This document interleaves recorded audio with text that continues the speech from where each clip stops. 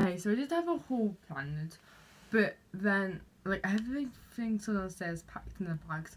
I can't really be bothered to go downstairs, so I'll do the haul tomorrow. I already have a video planned for today, so I'm just gonna do that. So if you're a fan of Shane Dawson, the YouTuber, then you probably know what a conspiracy theory is, and you probably will enjoy this video. So a conspiracy theory is when a group of people believe something, that something didn't happen or something happened this way. So I have 4 conspiracy theories to start off with for this video, but I'm going to keep this into a little series because I have so many more conspiracy theories of my own. This isn't even of my own conspiracy theories. This is just 4. I might add some of my own at the end if I have time, but I really can't go today, so. So this is some Formula One conspiracy theories. So a lot of Formula One conspiracy theories aren't really are overlooked because Formula One isn't really that like looked at a lot. But some of these conspiracy theories are crazy. So I'm gonna start off with the Michael Schumacher one because I'm gonna start. So I have 2 from like back in the past. I have 2 from like current, from a couple of years ago. So I'm gonna start off with the Michael Schumacher one. No, I'll start. Okay. I'll start off with the one from 1994. So, Ayrton Senna, if you know Ayrton Senna is, I talked about him a couple of times at school, but Ayrton Senna was a world champion when he died at Imola Santa Monica in 1994. So the whole day weekend in Santa Monica in Imola in 1994 was an absolute catastrophe. Rubens Barrichello nearly died on the Saturday during qualifying, on the Friday during practice. A Austrian driver died on the Saturday. So on the Sunday, Senna crashed into a wall and was later pronounced dead at the hospital a couple of hours later. Now, this theory states that his main injuries were not in fact from hitting his head in a car, but were in fact from sniper wounds. Now, a lot of the information that came out after regarding Senna's death state that the injuries on him were not fully from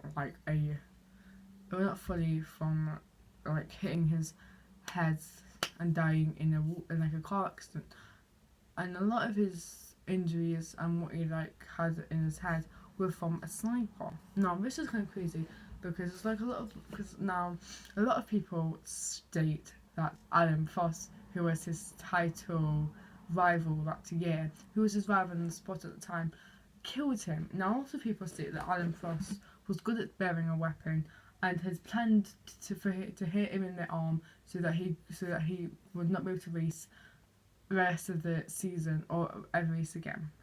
So that Alan Prost could dominate. Alan Prost did dominate. I don't know if it's possible for that to happen and how good he had to actually be to A, get the gun in the car, B, shoot it, and C, not crash himself. It's a bit confusing how this was all panned out, but it's a big. No, it's apparently he could have been shot by a sniper in the crowd, but then it would just come out that he did get shot by a sniper. And it wouldn't just be a conspiracy theory, but okay. So this actually happened, but so for a long time this was like a conspiracy theory. This is a conspiracy theory because it's not ever come out that it happened, but a lot of people will say that this definitely happened, and there's so much footage of it. So if you want any of these footage, if you want me to show this footage of any of these conspiracy theories, then I will definitely do a video where I go in more detail. This is me a series anyway, so don't worry. Okay, so in 1998, in 1998 Silverstone, Michael Schumacher, who I think won that year, finished. So he was having a title race with. Wait, did I? Yeah, so having a title race with Mika Häkkinen, and Schumacher had a drive-through penalty. Michael Schumacher drive-through penalty, where it basically means that he had to stop in the pits and wait 10 minutes, and had to wait 10 seconds, and they can't do anything to his car while he's in there for the 10 seconds. Quite simple procedure.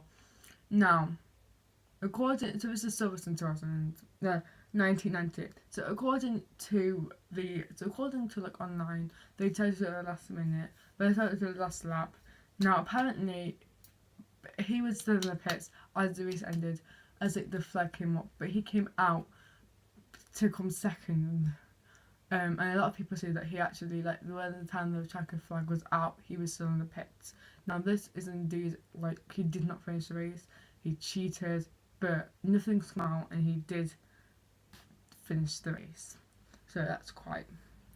So we're now going to talk about, so this isn't the one that's going to get me riled up, but the last one's going to get me riled up. So Mercedes sabotaged Hamilton to have a German world champion in 2016. In 2016, Nico Rosberg won the World Championship with Mercedes after a very close fight with Hamilton. So Hamilton and Rosberg were very close in positions, and it was basically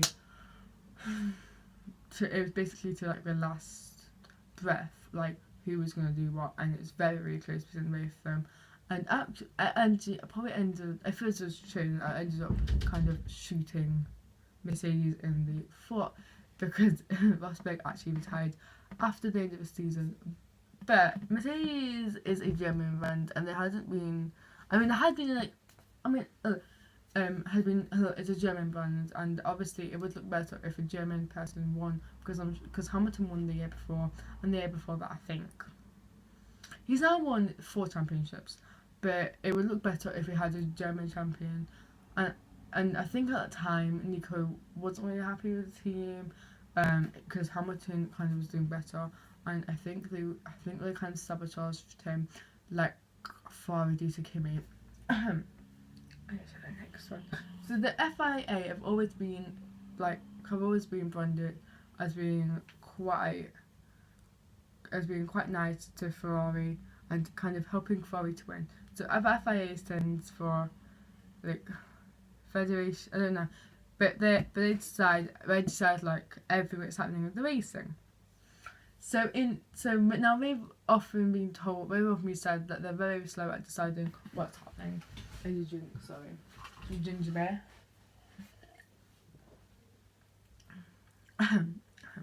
They're often branded as being very slow with decisions on what they like deciding. Now, so in 2017, in the United States of America, in Austin, Texas, Max Verstappen overtook Kimi Raikkonen of the Ferraris, coincidentally.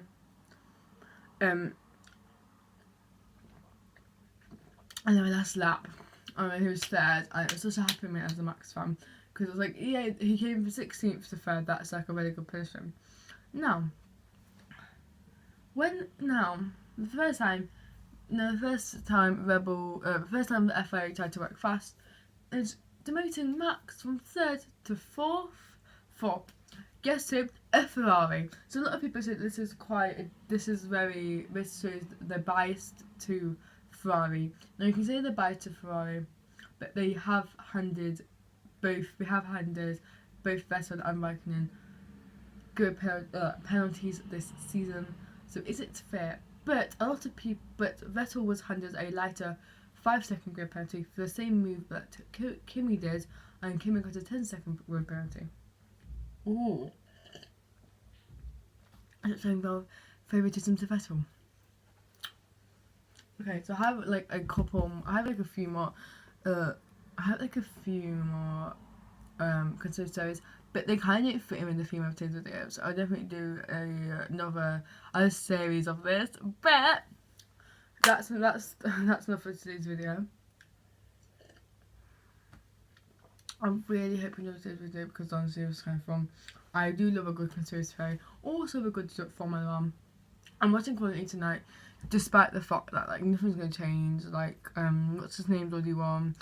Jev's already won. Actually, to be honest, John Van is an ex-Ferrari driver. Name my logins. So wasn't Jev. Even though the British Sunbirds did not win. I went to France again because France won the World Cup. So il vous la maison. It's coming home in French.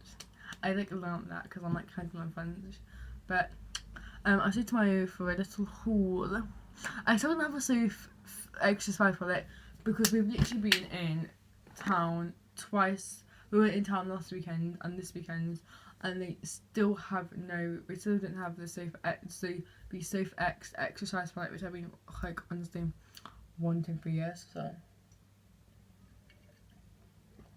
but I'm excited. Got my outfit for Splendor this weekend. I don't know if I'm gonna be vlogging Splendor, but I might do like a get ready with me for Splendor. But I might do it on the Friday. I don't know when I'm gonna Saturday. On the Saturday, I might do like, I don't know. I really hope to do today's video. Anyway, I'll see you all very shortly, tomorrow actually. And yeah, I'll see you soon, bye.